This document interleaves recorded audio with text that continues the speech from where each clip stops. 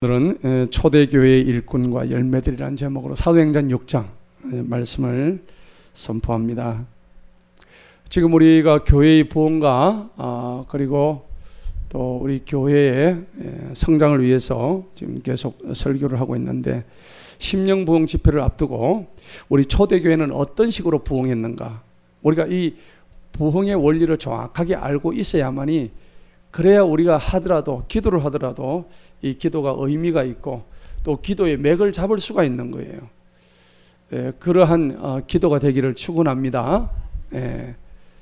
기도의 맥이 없이 그냥 허무하게 기도하는 것보다는 정확하게, 오늘 이 초대교회들은 사도행전 6장에서 말씀하는 이 초대교회들은 어떻게 해서, 물론 교회에 문제들이 있었습니다. 오늘 우리가 읽었던 본문 말씀처럼. 그렇지만은 그 교회에 어떻게 부흥이 지속적으로 이루어졌던가 하는 것을 우리가 실증적으로 말씀을 통해서 알아보고자 하는 겁니다. 여러분, 사도행전이죠. 사도행전은 누가가 썼습니다. 그래서 우리가 이 사도행전은 예수님께서 이 땅에 내려오셔서 지상의 모든 사역, 이 땅에서 행했던 모든 사역을 다 마치신 후에 예수님께서 승천하셨습니다. 그래서 그 장면이 사도행전 1장에 나와요. 승천하시면서 예수님께서 우리 사도들과 제자들과 교회들에게 주신 이 큰 사명이 있었습니다. 그 사명이 결국 예수님이 이 땅에 오셨던 피의 복음을 너희들은 세상 끝까지 가서 증거해라, 전해라. 이것이 그들에게 주어진 이 마지막 사명이었습니다. 그래서 그것을 해나가기 위해서 예수님이 승천하시면서 그의 제자들과 사도들에게 내려주신 게 무엇이었습니까? 바로 성령이었습니다. 할렐루야. 그래서 사도행전을 다른 말로 성령행전이라 이렇게 얘기하는 거예요. 아멘. 그래서 사도들이 했던 모든 일들이 성령의 도우심이 없었더라면 행해 나갈 수가 없었다는 사실입니다. 지금은 성령 시대예요. 아름다운 주님의 성령이 우리 삶을 지배하지 않으면은 우리는 한순간도 이 세상이, 이 어둡고 이 험악하고 이 무지막지한 세상에서 우리는 살아남을 수가 없는 거예요. 예수님께서 승천하신 이후에 이 땅에 예루살렘 교회가 세워진 거예요.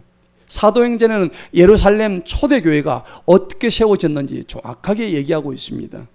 1장과 2장에 보니까는 그들이 120명이 예수님이 승천하시고 난 다음에 함께 모여서 한 마음 한 뜻이 되었어. 그 120명 중에 누가 있었냐면 예수님의 어머니 마리아도 있었어요. 그래서 그들이 막 날마다 모여서 기도하고, 그러니까 성령님이 그 자리에 떨어져서 임했다는 사실입니다. 그래서 예수님의 그 피의 복음이 전 세계로, 이방 나라로 퍼지게 된 놀라운 사건이 바로 그 기록이 사도행전의 기록입니다. 온 땅에 하나님의 교회가 마치 이 점조직처럼 하나하나 곳곳에 하나님의 교회가 세워지기 시작했어요. 여러분, 교회가 세워지는데 하나님의 교회는, 이 지상교회는 문제가 없느냐면 문제가 있습니다. 왜? 문제투성이인 사람들이 모였기 때문에 교회도 문제라는 사실입니다. 그런데 초대교회들은 어떻게 해서 이 교회 안에 있는 여러 가지 어려운 문제들을 잘 타파해 나가면서 이렇게 부흥해 나갈 수가 있었는가 하는 것이, 우리 교회가 올해 우리가 부흥하자고 하는 그 모든 문제에 대한 해답이 오늘 여기 다 들어있는 거예요. 오늘 본문에 다 나와 있다는 얘기입니다. 사람들은 살아가면서 문제들을 많이 봅니다. 교회도 문제죠, 가정도 문제죠, 또 각자 개개인들도 문제인데, 성경에 보면은 믿음의 선진이라 하는 그 믿음의 조상들도 전부 문제투성이었어요. 여러분, 방주를 만들었던 노아는 벌거벗고 술 먹었죠. 아무리 여러분들 그 성령이 떨어진다 하더라도 벌거벗고 술 먹지는 않을 것 같아요. 근데 노아는 술 먹을 때 벌거벗고 마셨어요. 모세는 어떤 사람이었습니까? 분노 조절 장애가 있던 사람이었어요. 성질이 나가지고 사람을 때려 죽여버렸습니다. 그죠? 그래서 하나님께서 그를 특별히 연단시켜서 광야에서 40년 동안 훈련을 시키셨네요. 훈련 받고 난 뒤에도 머리바 물 사건에서 막대기로 2번씩이나 하나님께서 하지 말라는 그 사건을 또 행하고 있었다는 사실입니다. 이 모세라는 사람도 민족의 지도자이지만은 그런 문제가 있었어요. 여러분, 믿음의 조상 아브라함은 어떻습니까?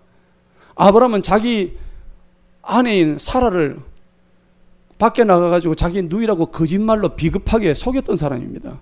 그 믿음의 조상이라는 아브라함이. 여러분, 하나님의 마음이 합한 사람이라고 했던 다윗은 어땠습니까? 이 사람은 가정 파괴범이었어요. 어떤 과정이었습니까? 우리아와 바세바의 가정을 파괴해버렸어요. 뭐 하기 위해서? 간음하기 위해서. 이게 뭐 파렴치범 중에 파렴치범입니다. 이 다윗이라는 사람이 이런 사람이었다고요. 그러면은 믿음의 선진이라고 하는 이 성경에 나와 있는 인물들이 이러는데 우리들 어떻겠습니까? 우리는 문제투성이에요. 문제투성이들이 모인 사람이 어디예요? 모여 있는 곳이 어디예요? 교회란 말이에요. 그럼 교회는 어떻겠습니까? 교회는 문제투성이에요. 문제투성이. 이런 사람 저런 사람 온갖 소리가 온갖 잡음이 다 들려오는 곳이 교회란 말이에요.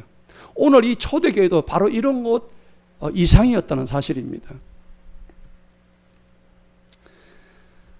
하나님이 교회를 거룩함 가운데서 불렀다고 하셨지만은 문제없는 교회가 하나도 없었습니다. 여러분, 예루살렘 교회도 그랬죠. 그 다음에 성령이 충만한 안디옥 교회라는 그 교회도 마찬가지였고, 그리고 소아시아 성교의 중심지였던 에베소 교회도 말할 것 없이 그랬습니다. 데살로니가 교회도 마찬가지였고요. 라우디아 교회, 뭐 온갖 교회들이 문제투성이었습니다. 오늘 우리는 본문 말씀을 통해서 어떻게 초대교회 일꾼들이 어떻게 교회 내의 문제를 잘 해결해 나갈 수 있었는지, 이게 사실은 굉장히 중요한 이 교회 부흥의 핵심이 된다는 사실입니다. 그리고 그들이 어떤 행동을 했을 때 교회에서 아름다운 열매가 맺어졌는지, 그것을 우리는 본문 말씀을 통해서 알고자 하는 겁니다. 초기 예루살렘 교회는 계속해서 성장을 해왔어요. 그래서 사도행전 1장과 2장에 보니까는 날마다 한 곳에 모여서 기도하고 그 다음에 음식을 같이 나누고요. 그리고 자기가 가진 것을 공동으로 쓰게 하고, 자기가 심지어 가진 것을 팔아가지고 가난하고 어려운 사람을 구제하는데 그것을 도와주기도 했던 겁니다. 그런데 이러한 일들이 자꾸 생기니까 저 유대 제사장들과 관리들과 그 온갖 대적하는 사람들이 이 기독교가 퍼져나가는 것을 시기하고 질투하고 염려하고 근심했던 거죠. 그래서 저들을 막 잡아가지고 감옥에 가두고 매를 때리고 하는데도 밤에는 천사가 와가지고 감옥에서 문을 열어줘가지고 탈옥을 시키는 막 그런 일이 벌어집니다. 채찍질을 하고 붙잡고 감금을 해도 예수님의 이름으로 말하는 것을 무조건 금지를 했어요. 아예 너희는 예수의 이름으로 어떤 것도 하지 말아라. 그랬지만은 오히려 그 결과는 반대로 드러났습니다. 교회는 갈수록 더 커졌습니다. 사도 베드로가 설교를 한 판 하니까 3,000명이 한 판에 막 구원받고 돌아왔습니다. 여러분, 이런 일이 우리 교회도 있기를 바랍니다. 목사님, 3,000명이 한 30명이라도 왔으면 좋겠습니다. 그렇습니다. 예. 하나님이 함께 하시면은 30명이 문제겠습니까? 이 베드로의 기적이 우리 교회, 우리 한국교회에 일어나기를 간절히 소망합니다. 그래서 교회가 자꾸 사람들이 이제 꾸역꾸역 몰려옵니다. 그래서 그 당시에 초대 예루살렘 교회 당시에 그때 수많은 유대교를 믿던 사람들이 서서히 이제 기독교로 개종을 하기 시작했는데, 그 당시 기록을 보니까 기독교인의 숫자가 25,000명에서 30,000명까지 갔다고 그래요. 많죠. 베드로 설교 한 판에 3,000명이 돌아올 정도니까 얼마나 많았겠습니까? 이러한 일들이 이제 막 일어나니까는 초대교회 안에서 성령이 충만한 사람들이 모이긴 했지만은 그 중에서도 문제가 있는 사람들이 섞여 있을 수가 있다는 얘기입니다. 그래서 오늘 우리가 읽었던 이 본문의 말씀에서도 지금 드디어 문제가 생긴 거예요. 예. 교회가 급성장하다 보니까 교인들 한 사람 한 사람의 형편과 사정을 갖다 소상하게 파악하는 데 한계가 있었던 거예요. 여기 만약에 한 3,000명이 앉아 있으면 누가 누군지를 어떻게 알겠습니까? 저는 여러분들이 모든 사정을 다 알고 있습니다. 감사합니다. 3,000명 중에 여러분들이 앉아 있으면 담임 목사가 여러분들 사정을 어찌 다 알겠습니까? 3만 명 돼 보세요. 담임 목사 얼굴 한 보기도 힘들 겁니다. 설교 이후에는. 저는 그래서 여러분들 날마다 각자 이름을 부르고 이렇게 하는 게 얼마나 감사한지 몰라요. 이때가 가장 행복한 때입니다. 예. 자, 그래서 오늘 문제가 생겼는데 1절을 한번 보시기 바랍니다. 그날들의 제자들의 수가 크게 늘어나면서 그리스파 유대인들 중에 히브리 사람들에게 불평이 일어나니. 여러분, 여기에 그 당시에 유대인들이 두 파가 있었습니다.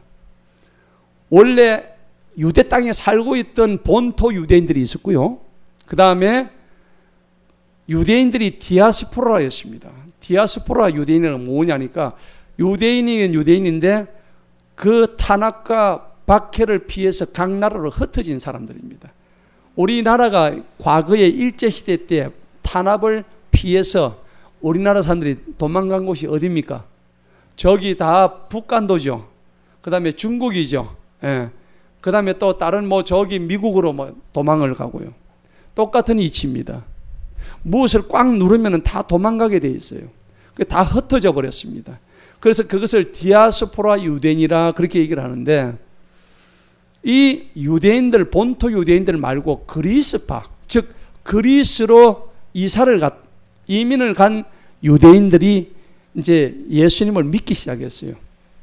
그러니까 본토 유대인들 중에서도 예수님 믿는 파가 나오고, 그리스에 갔던 거기 가서 돌아왔던 사람들도 이제 교회에 나오게 되고 교회에 섞이게 된 거예요. 출신이 다르죠. 같은 유대인이지만. 그러니 서로 말도 달란 거예요. 그리스 말하고 유대 말하고 서로 말이 다르다 보니까 또 이제 오래 살다 보니까 관습도 달라졌어요. 그래서 서로 다투게 된 거예요. 오늘 거기 보니까는 무엇 때문에 다퉜는지 보십시다. 이는 그들의 과부들이 매일 있는 구제에서 소홀히 여김을 받았기 때문이다. 자, 과부들이 이 당시에 구제를 받았대요. 이 당시는 왜 과부들이 많았겠습니까? 남편들이 전쟁 나가 다 죽어버렸기 때문입니다. 예. 그러니까 생과부가 된 거죠. 그러니까 이 과부들이 남편이 없다 보니까 먹고 살 길이 없는 거예요. 남자들이 없으니까. 특별히 그 당시에 여자들은 생계를 이어나갈 만한 특별한 일이 없었습니다.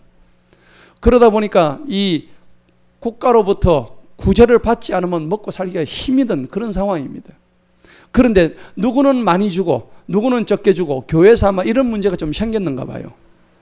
특별히 교회에서 누구를 많이 주고 적게 주고 그리 하지는 아니했겠지만 이 분배가는 과정에서 서로 오해가 좀 있을 수가 있었겠죠. 그런데 이 문제를 가지고 이 지금 히브리 사람들이 막 불평을 하는 거예요. 드디어 문제가 터졌어요. 여러분, 교회가 문제가 터지면 어떻게 됩니까? 이 바로 사단이 역사해가지고 마귀가 역사해서 이 두 패로 갈라집니다. 그래서 여러분들, 이 악한 마귀들은 우리들이 심령으로 들어오고 우리들이 이 머릿속으로 들어오고 우리 마음속으로 들어와가지고 우리를 분리시킵니다. 어디로부터 분리시킬까요? 하나님으로부터 우리를 분리시켜 나갑니다. 가장 악합니다. 그런데 우리가 사실 그걸 잘 모르고 속아 넘어가는 겁니다. 그러면서 자기 자신의 것을 먼저 앞세우는 거예요. 내 욕심, 내 주장, 내 뜻, 이것을 먼저 앞세운다는 거죠. 안타까운 일이죠. 그래서 수많은 교회들이 이렇게 갈라지고 또 교회가 무너지고, 그래서 교회가 문을 닫는 교회가 현대 교회도 얼마나 많이 있습니까? 우리는 그런 것들을 바라보면서 세상 사람들의 지탄을 받는 우리 교회가 되지 말아야 되는데 안타깝게도 그게 되고 있다는 사실이 너무나 허망한 것입니다. 그런데 오늘 이 문제가 발생했을 때 사도들이 어떻게 했을까요? 예수님의 12사도들이 이 교회에 이런 문제가 이제 발생했으니까 이 문제를 해결해야 되잖아요. 만약 저와 여러분은 이 문제를 어떻게 해결해야 될까요? 교회에서 지금 이제 난리가 난 거예요. 서로 한판 붙자 해가지고 싸움이 난 거예요. 2절을 보시기 바랍니다. 2절을 보니까 그때에 12사도가 제자들의 무리를 불러서 말하기를 우리가 하나님의 말씀을 버려두고 식탁 시중을 드는 것이 옳지 아니하도다. 이렇게 얘기합니다. 아, 사도들이 그러면 뭘 했단 얘기입니까? 하나님의 말씀은 제껴놓고 식탁 시중 드는 일을 했단 얘기입니다. 그죠? 예. 예수님이 승천하실 때 그 사도들에게 했던 말씀을 기억하지를 못하는 거예요. 사도행전 1장 8절에 뭐라고 했습니까? 한번 볼까요? 1장 8절에 성령님께서 너희에게 임하신 후에 너희가 능력을 받고 너희는 예루살렘과 온 유대와 사마리아 땅까지 내 증인이 되어라. 그렇게 말씀하셨는데 그것은 그냥 식탁에 들어가지고 시중 드는 일을 하고 있는 거예요. 예. 자, 이러다 보니까는 이 일을 하고 있어. 물론 그 일이 중요하지 않다는 얘기가 아닙니다. 그런데 하나님의 사도들은 하나님 말씀 사역에 치중을 해야 되는데도 불구하고 본말을 완전히 전도로 시켜버렸다는 얘기입니다. 잘못된 것입니다. 자, 그래서 2절에 보니까는 제자들이 무리를 불러서 말했습니다. 얼마나 고민을 했겠습니까? 아마 밤마다 이 문제를 어떻게 할 것인가? 지금 우리 잘못하면 이 예루살렘 초대교회가 두 동강 나게 생겼는데 어떻게 할 건가? 저들이 기도했을 것입니다. 기도하면서 그때 어떤 사도가 얘기했습니다. 이것은 분명히 우리가 잘못한 것이 있다. 우리가 지금 이렇게 하는 지금 이 과정 자체가 문제가 있다. 우리가 좀 더 하나님 말씀에 더 붙잡고 그 하나님 말씀을 붙들고 나아가야 되는데 우리가 지금 쓸데없는 일을 하고 있었다. 이제 그 문제를 제기한 거예요. 그래서 그 일을 갖다가 옳지 않다고 지금 2절에서 표현을 하고 있습니다. 식탁 시중 드는 것이 옳지 않다. 하나님 말씀을 버려뒀다는 얘기죠. 사랑하는 성도 여러분, 그렇습니다. 우리 교회가 이 교회답게 해가는 일이 있으려고 그러면은 각자 맡은 바 직분이 있습니다. 그리고 그 직분과 그 사람의 은사가 다 다릅니다. 하나님은 그 은사대로 쓰신다는 것을 기억하시기 바랍니다. 저 사람은 나보다 저 은사가 뛰어난데 내가 그 은사도 없으면서 내 저 은사를 내가 시기하고 질투해 나가서는 안 됩니다. 그렇기 때문에 오늘 성경은 분명히 자기의 맡은 바 직분을 정확하게 구분해 주는 일들을 말씀하고 있는 거예요. 3절을 보시기 바랍니다. 3절을 보니까 그러므로 형제들아 너희는 너희 가운데서 성령님과 지혜로 충만하고 정직한 것으로 알려진 7 사람들을 찾아내라.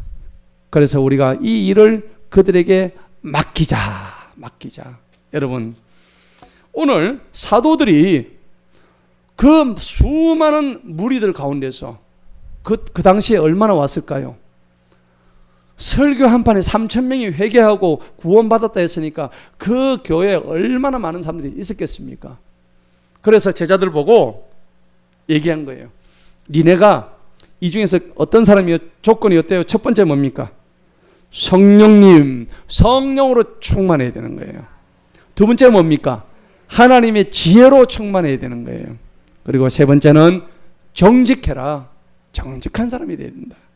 자, 이 기준을 충족할 7 사람을 구해라. 왜 7 사람일까요? 성경은 항상 7이라는 숫자는 완전수를 의미합니다. 뭐 6명 할 수도 있고 8명 할 수 있고 10명도 할 수 있지만은 오늘 7 사람이라는 숫자는 하나님이 원하시는 가장 완전한 충족된 사람들 7명을 골라라 하는 겁니다. 그 7 사람 이름이 누굴까요? 5절 한번 보시기 바랍니다. 보니까는 성령 여기 그들이 믿음과 성령님으로 충만한 사람 서대반과 빌립과 브로고로와 니가노로와 디몬과 바메나와 니골라 7명을 고른 거예요. 어떻게 골랐을까요? 요즘 같으면 아마 그 장로 투표 정도 하지 않았겠는가, 그죠? 근데 요즘 큰 교회 보니까 장로도 막 로비를 하더라고요. 이 당시는 로비를 안 했겠죠. 요즘 큰 교회 로비하는 거 제가 얘기 들었습니다. 그래서 장로가 되려면 한 돈 1,000만 원 써야 되고, 뭐 그런 말도 심심찮게 들리더라고요. 이게 좀 아닌 것 같아요. 우리 교회는 돈 쓰면 떨어집니다. 우리 교회는 성령님으로 충만해야 됩니다. 아멘? 지혜로 충만해야 돼요. 예. 그리고 하나님 앞에 정직한 사람이 진정한 7 집사 앞에 들어가는 거예요. 그래서 오늘 하나님께서 말씀하시는 이 7 사람이 과연 누구냐 하는 겁니다.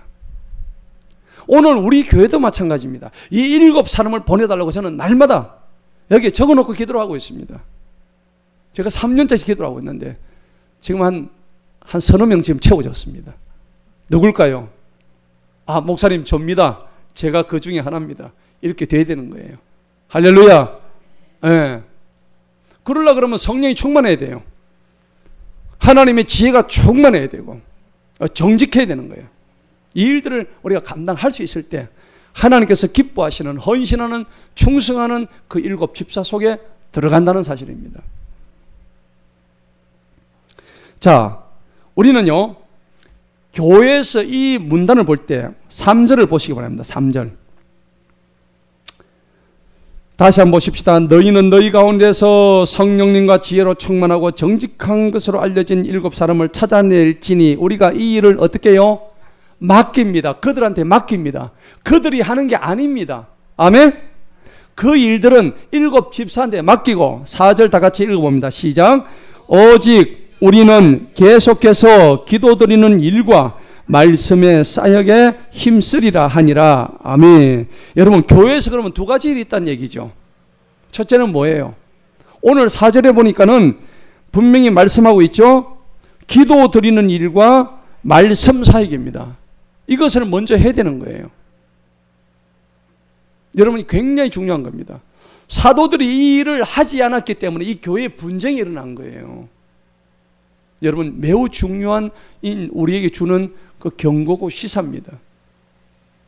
교회가 하나님의 은혜로 충만하려고 그러면은 목회자부터 시작해서 많은 직분자들이 기도해야 됩니다.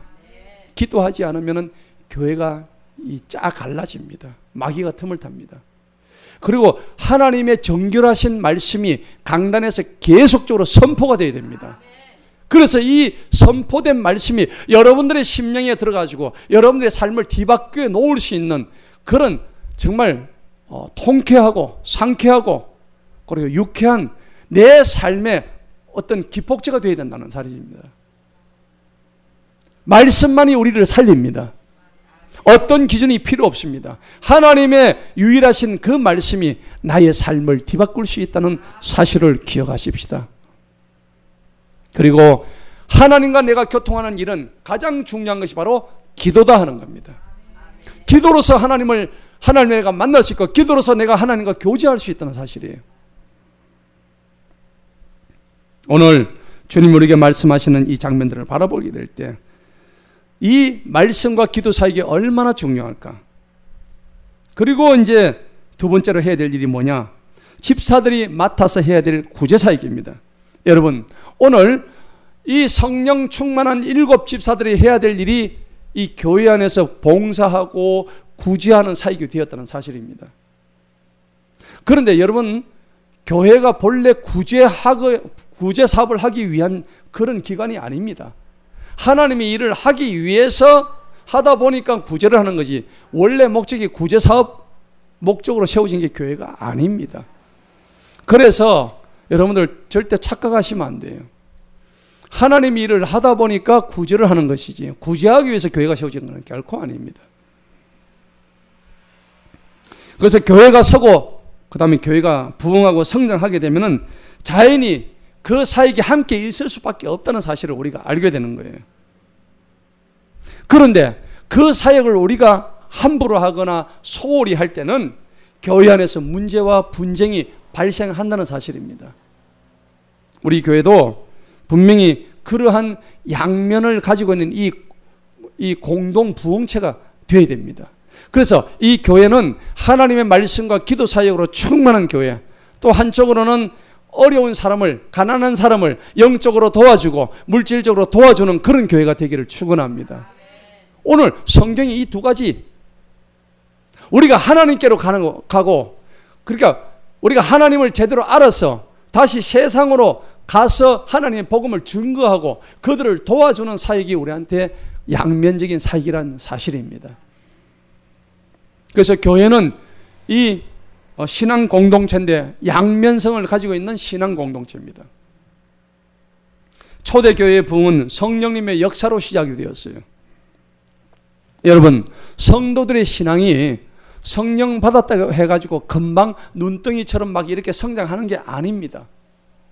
우리가 성령 받았다 해서 금방 좋아집니까? 그렇지 않습니다. 우리는 수많은 문제들을 여전히 안고 있고, 그 다음에 수많은 어려움과 고난들이 우리 앞에 도사리고 있습니다. 내가 성령 받았다고 해서 그것을 바로 이긴다든지 그렇지 않습니다. 수많은 연동 과정을 통해서 성령님이 나와 함께 하신 것을 내가 더욱더 체험하게 될 때에 내가 날마다 그 성령님과 함께 진보하는 거예요. 그래서 오늘 우리가 만나는 초대교회 성도들의 입장을 갖다가 보면은 충분히 이해가 됩니다. 왜 그러냐면은 이 사람들은 지금 분쟁이 생겨가지고 지금 짜갈라졌는데 이 사람들이 누구냐면 원래 오순절날 그 120명이 모여서 성령 충만했던 그 사람들이라고요. 그러니까 여러분들 교회에서 분쟁이 생기면 어떻습니까? 성령 충만할 때 분쟁이 생깁니다. 그 여러분들 꼭 기억하세요. 원래부터 못난 교회는 따로 분쟁이 안 생깁니다. 가만히 놔둬도 마귀 새끼가 그냥 가만히 놔둬도 그냥 망할 교회니까. 그런데 우리가 성령 충만을 하면 할수록 마귀가 우리를 건드려요. 여러분들 꼭 주의하시기 바랍니다. 그래서 우리가 넘어질 때도 보면 성령 충만할 때 잘 넘어져요.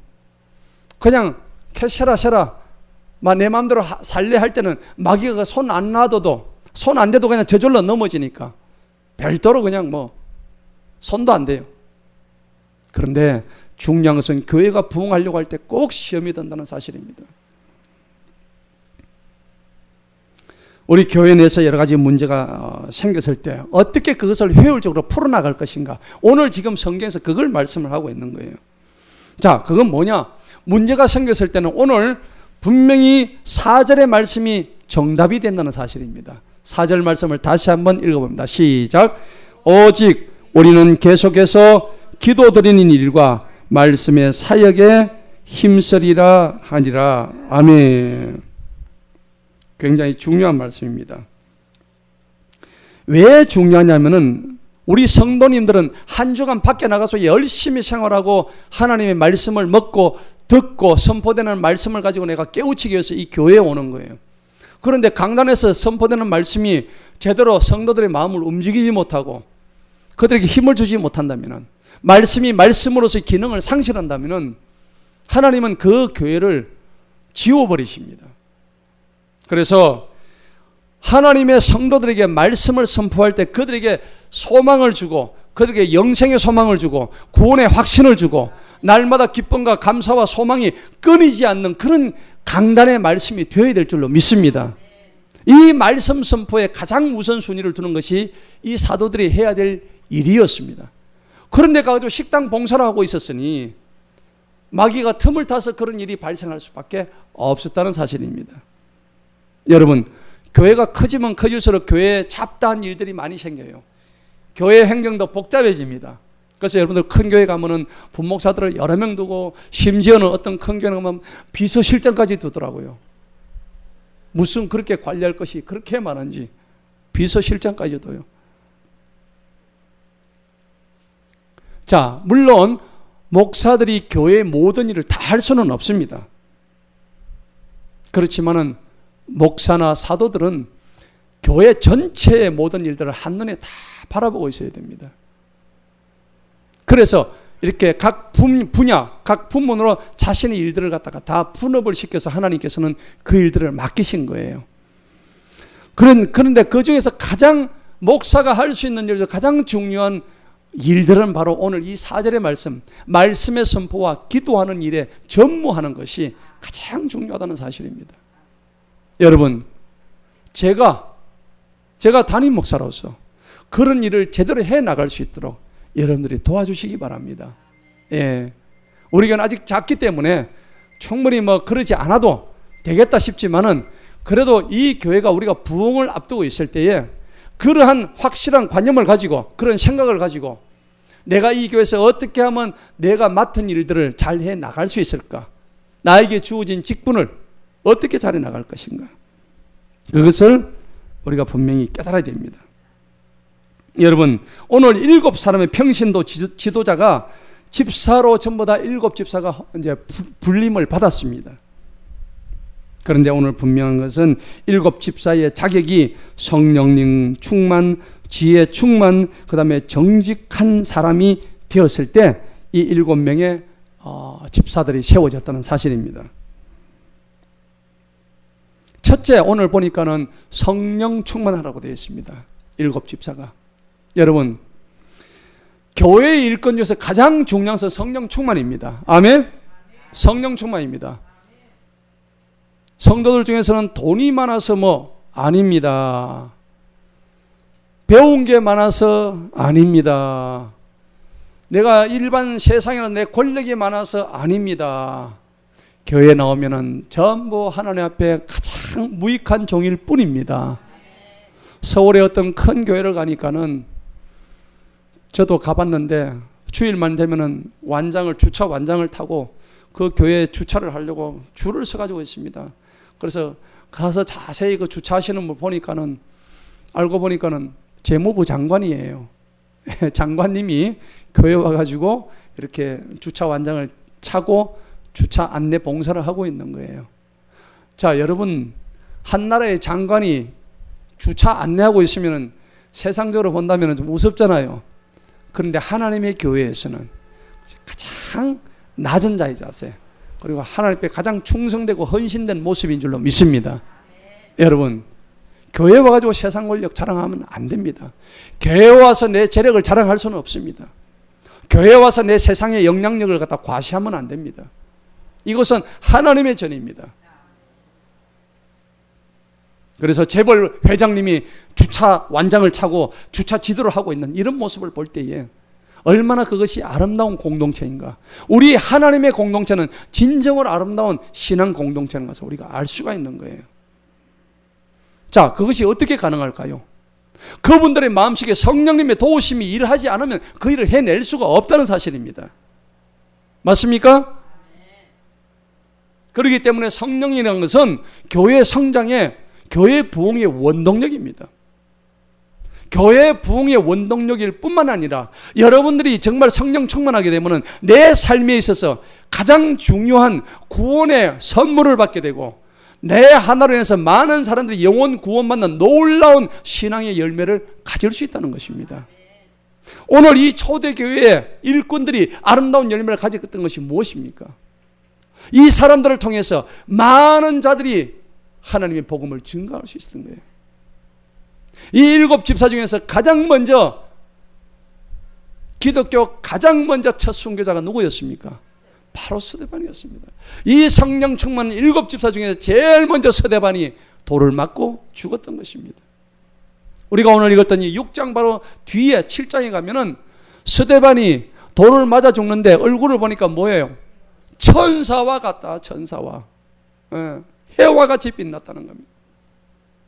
그러면서 그는 하나님 아버지, 저들에게 죄를 돌리지 마옵소서. 참으로 성령 충만한 스데반이 아닐 수가 없는 겁니다. 여러분, 우리가 성령 충만하지 않으면 누구한테 뺨 맞으면 아버지가 아니고 저놈을 어떻게 그냥 잡아치려고 뺨을 치고 그러지 않겠습니까? 돌에 맞아 죽는 스데반은 지금 그 순간에도 얼굴이 해와 같이 천사처럼 빛나면서 아버지, 저들에게 죄를 돌리지 마옵소서. 그렇게 얘기하는 거예요. 자, 그래서 초대교회의 중요한 일꾼은 다 이와 같이 성령의 충만함을 입었다는 사실입니다. 그런데 성령만 충만해서는 안 됩니다. 또 오늘 분명히 3절 두 번째 보니까 뭐로 충만해야 됩니까? 지혜로 충만해야 됩니다. 여기서 지혜란 것은 인간의 지식과 똑똑함을 의미하는 것이 아닙니다.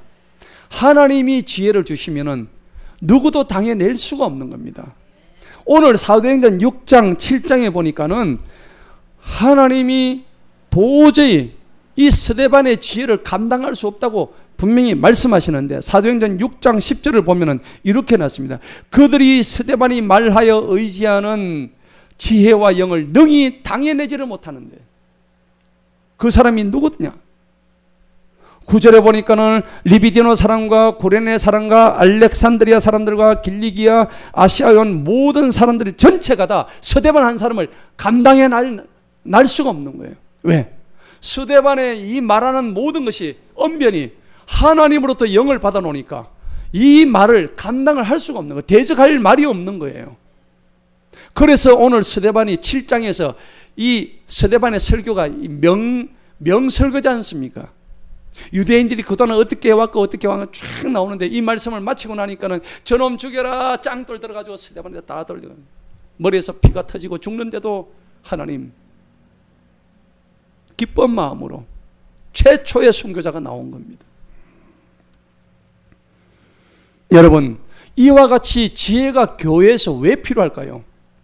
교회는 중요한 일을 처리할 때도 항상 지혜로운 자가 필요합니다. 우리가 요즘 잠언 말씀을 많이 읽잖아요. 제가 왜 잠언 말씀을 계속 읽기를 지금 반복을 하고 있느냐? 평생을 읽어야 됩니다. 여러분, 지난달 읽었던 잠언과 이번 달 읽었던 잠언과 다음 달 읽었던 잠언이 완전히 다릅니다. 적어도 저는 그렇습니다. 여러분은 어떤지 모르겠습니다. 눈으로 읽지 마시고 그 한 말씀 한 말씀, 그 말씀이 나한테 주는 그 잠언의 지혜란 것은 세상에 줄 수 없는 지혜입니다. 아멘? 그 지혜를 받으시기 바랍니다. 그래서 부흥하는 교회의 일꾼들은 지혜가 충만해야 됩니다. 지혜가 충만하게 되면 사리 판단을 잘해요. 교회에 어떤 문제가 생겼습니다. 지혜로운 사람들은 담임 목사한테 목사님 이 일은 이렇게 하는 것이 좋지 않겠습니까? 그런데 지혜 없는 사람은 가는 곳곳마다 분쟁을 일으킵니다. 문제가 꼭 발생됩니다. 여러분들 그치는 자가 되지 마시기 바랍니다. 여러분들을 통해서 이 교회가 더욱더 도움돌이 되고 디딤돌이 되어서 성장하는 교회가 되기를 축원합니다. 그 지혜를 누가 주시느냐? 하나님으로부터 받는 것입니다. 옳고 그름을 잘 분별하고 교회가 나아가야 될 비전을 내가 이것을 보고 어떻게 해 나갈 것인가? 하나님의 지혜를 분명히 가지고 있어야 됩니다. 그리고 세 번째 봅시다. 오늘 거기 보니까 3절에 보니까는 정직한 것으로 알려야 된다. 여러분, 다윗은 나에게 정직한 영을 날마다 새롭게 해달라고 그랬습니다. 여러분, 정직한 것은 발을 정자, 곧을 직자입니다. 바릅니다. 여러분, 우리가 바르게 행해야 됩니다. 내 안에서 어떤 일을 행하고자 할 때 내 가슴 속에서 내 마음 속에서 이것이 껄쩍지근하면 안 됩니다. 명쾌해야 됩니다. 할렐루야. 내가 어떤 일을 할 때 이 일들이 뭔가 껄쩍지근하고 이러면은 이 일인 하나님께서 기뻐하지 않습니다. 중요한 일이에요. 우리가 이번에 새 차가 나왔는데 그 차가 다시 제주도로 가게 됐습니다. 예, 우리가 쓰기로 했지만은 아무리 생각해봐도 그 차는 제주도로 갈 차예요. 그래서 그 제주도로 다음 주에 보내기로 했습니다. 마음의 끌적지근함을 없애는 것이 가장 중요한 것입니다. 예, 그것은 원래 제주도로 보내기로 한 차고, 그래서 우리가 차가 없는 것도 아니고, 예, 그렇지만은 하나님께서 또 우리에게 더 좋은 것을 주시려 저는 믿습니다. 할렐루야. 마음의 끌적지근함을 가지고 있으면 안 돼. 예, 그래서 항상 하나님께 정직하게 그렇게 가지고 있을 때 오늘 이 헌신하는 7 집사가 하나님 앞에 바로 쓰임을 받았다는 사실입니다. 그럴 때 칭찬받는 성도가 되는 것입니다. 사도 바울은요, 자기 자신의 부족함을 많이 고백을 했습니다. 어떻게 고백했냐? 나를 능하게 하신 그리스도 예수 우리 주님께 내가 감사함은 나를 충성되이 여겨 내게 직분을 맡기심이니. 바울은 자기한테 직분 주신 그 하나님께 감사했다는 것입니다. 내가 전에는 비방자요, 내가 오히려 예수 믿는 자들을 비방했고 박해했고 폭행자였지만은 도리어 긍휼을 입은 것은 내가 믿지 아니할 때 알지 못하고 했기 때문이다. 내가 믿지 못했고 예수님을 믿지 못했고 그러다가 그가 다메섹 도상에서 하나님을 만나게 됐을 때 그의 모든 눈에 꺼풀 씌어진 것 완전히 벗겨지는 놀라운 역사가 일어났던 겁니다. 어떻게 해요? 성령으로 충만하고 지혜가 부어지고 하나님 앞에 정직한 행동을 했을 때에 하나님께서 은혜를 부어주셨다는 사실입니다. 그럴 때 바울의 입에서 나온 고백이 뭘까요? 내가 죄인 중에 괴수다 하는 그런 고백이 나왔다는 겁니다. 이 바울이 죄인 중에 괴수라면 우리는 어떤 사람이 될까요? 우리는 죄인 중에 괴괴수가 될 겁니다. 마찬가지입니다. 우리가 바울보다 나을 게 아무것도 없습니다. 여러분, 그래서 우리 교회에서는 집사는 집사로서, 권사는 권사로서, 전도사는 전도사로서, 목사는 목사로서, 또 평신도는 평신도로서 자기에게 주어진 그 직분을 정확하게 잘 구분하고 구별해서 그것을 감당해 나갈 때에 하나님께서 칭찬하신다는 사실입니다. 그 복을 받으시기를 축원합니다. 오늘 초대교회가 7명의 일꾼을 세운 뒤에 교회가 안정이 되었습니다. 어떻게 안정됐나 볼까요?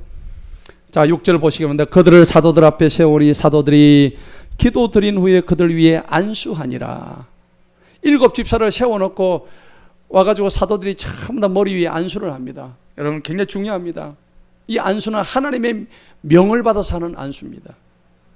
여러분, 그래서 그 안수 받을 때에 여러분을 감사하시기 바랍니다. 그랬더니 7절 보시기 바랍니다. 하나님의 말씀이 널리 퍼졌습니다. 저들이 맡은 바 직분을 잘 감당하니까 하나님의 말씀이 완전히 전 세계로 뻗어져 나갔다는 사실입니다. 여러분, 이렇게 생각하면 되겠죠. 집에서 아내가 박박 끓는데 남편이 밖에 나가서 일하기가 힘들죠. 마찬가지입니다. 오늘 이 장면에서 7 집사가 교회 내의 모든 문제를 다 잘 감당해 주니까는 오늘 사도들이 말씀과 기도 사이에 충실하게 하다 보니까 하나님의 말씀이 세계 곳곳으로 지금 번지는 장면입니다. 그래서 어떻겠습니까? 하나님의 말씀이 7절 봅시다. 널리 퍼지니 예루살렘에서 제자들의 수가 더 어떻게 해요? 크게 늘었더라. 할렐루야. 하나님 강단에서의 하나님의 말씀이 강력하게 선포되었더니 성도의 수가 더 크게 늘어났다는 사실입니다. 그리고 제사장들의 큰 무리도 이 믿음의 순종에 놀라운 일이 하나 또 더 있죠. 어떤 일입니까? 그들을 박해하고 탄압했던 제사장들까지도 오히려 그 믿음에 순종했다는 사실입니다. 할렐루야. 하나님 말씀의 권능은 바로 이런 데 있습니다. 사도 바울은 에베소서 4장 13절에서 이렇게 말씀하고 있습니다. 우리가 다 하나님의 아들을 믿는 것과 아는 일에 하나가 되어 온전한 사람을 이루어 그리스도의 장성한 분량이 충만한 데까지 이르리니, 이렇게 말씀하십니다. 성도 여러분, 오늘 7 교회, 7 집사 이 사실들을 통해서 우리는 성령 충만하고 지혜로운 사람이 되어서 또 우리가 정직한 사람이 되어서 하나님께서 교회를 통해서 요구하시는 그 영혼 구령 사명에 더욱더 충실을 다해야 될 줄로 믿습니다. 교회는요, 하나님께서 택하신 백성의 무리입니다. 그리고 우선적으로 하나님께 나아가는 일도 중요합니다. 그렇지만 또 양면성이 있습니다. 하나님의 뜻을 받아서 그것을 내 혼자서 먹는 게 아니라 이 먹은 것을 많은 자들에게 가서 세상에 복음을 전파해야 되는 일이 우리가 해야 되는 거예요. 강단에서 선포되는 말씀을 나 혼자 먹지 말고 이것을 받아서 잘 소화시켜서 많은 자들에 가가지고 이 복음을 나눠줘야 되는 거예요. 할렐루야. 이 일을 하기 위해서 오늘 이 자리에 앉아 있는 거예요. 오늘 이 일을 잘 감당했던 이 사도행전 6장의 본문의 말씀을 바라볼 때에 우리는 정말 다시 한번 깨어 있어야 됩니다. 교회는 이 시대의 유일한 소망입니다. 교회만의 유일한 소망이에요. 세상의 어떤 기관이 하나님 앞에 소망이 될 수가 있겠습니까? 이 시대의 유일한 소망은 교회입니다. 교회는 무엇이 교회냐? 거룩한 성도들의 무리가 교회입니다. 오늘 저와 여러분들은 하나님을 믿고 구원받은 백성으로서 오늘 이 자리에 나와 있습니다. 그리고 교회는 왜 거룩하냐? 주님의 몸이기 때문입니다. 이 교회는 주님의 몸이에요. 교회의 머리는 주 예수 그리스도십니다. 그래서 그 말씀과 기도에 전무하는 것이 예수님한테 우리가 보답하는 길이에요. 우리는 베드로처럼 오늘 감옥에 가고 스데반처럼 돌에 맞아도 우리는 일사각오의 자세로 이 복음을 증거해야 됩니다. 지금 곧 그런 시대가 오고 있습니다. 세상법이 동성애를 찬성하고 그리고 차별금지법을 만들어가지고 교회를 탄압하고 있습니다. 얼마나 악한지 모릅니다. 교묘하게 평등법을 내세우는데 사실은 그게 평등이 아닙니다. 그 뒷면에 배경에 숨어있는 모든 그 악한 의도가 이 마지막 시대에 교회를 탄압하고 박해하고 교회를 없애기 위한 계획 속에 다 들어가 있다는 겁니다. 코로나도 마찬가지입니다. 코로나가 왜 이렇게 창궐하고 있습니까? 분명히 여기는 어떤 악한 의도가 숨어 있기 때문입니다.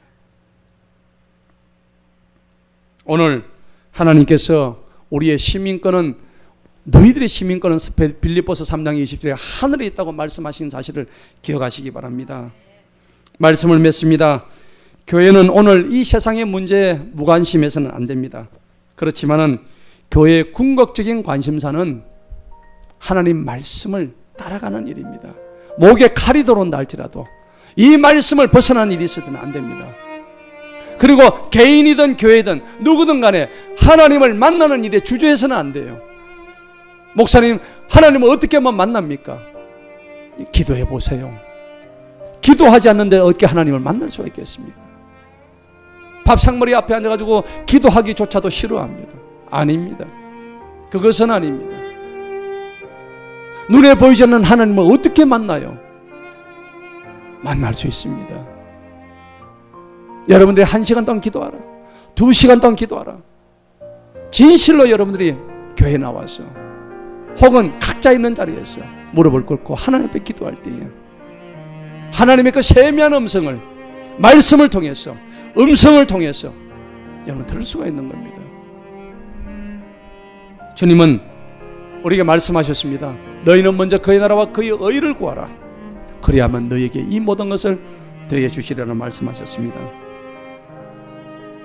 모든 문제의 궁극적 해결은 하나님이 해결해 주십니다. 이 땅에 어떠한 어려운 문제도 하나님 앞으로 들고 나간다면 해결되지 아니할 어떤 일도 없을 것입니다.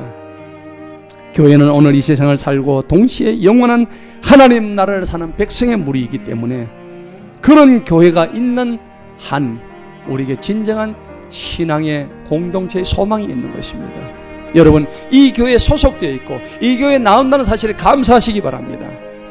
지금 이 시간에도 예배 드리면은 죽을지 말지 결정해야 되는 그러한 어마무시한 위협 속에 놓여 있는 나라들도 있습니다.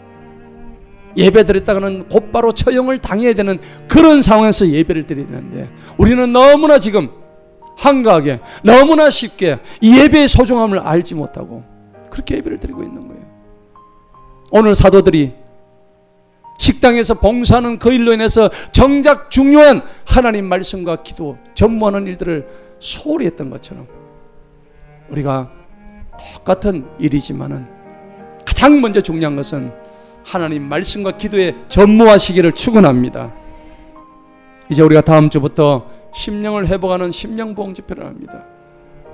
여러분, 특히 올해는 우리 교회가 10주년 기념행사합니다.